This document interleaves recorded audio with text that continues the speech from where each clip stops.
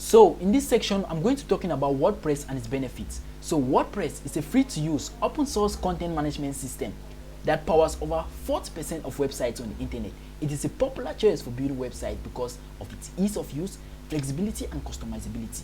One of the key benefits of using WordPress to build websites is the ease of use, meaning that it actually requires little or no knowledge of anyone, complete beginners, to be able to build websites on WordPress, giving it a big advantage and a solid importance for anyone to be able to build websites completely from scratch with zero knowledge in programming, Python, and all the different programming languages that can be used in building websites. And another advantage of using WordPress to build websites is its flexibility, meaning that you can build from basic blocks to e-commerce websites using WordPress. You just need to know how to play around with it, use the key tools, the plugins, and everything well set up. You can be able to build any kind of websites, portfolio websites, company websites, landing pages, to any kind of website completely on WordPress. And the ability to customize websites is also another number one goal to why people use WordPress to build websites. Reason being that you can actually position anything to wherever you want it to be, restructure it, and make it look exactly the way you want it to be. So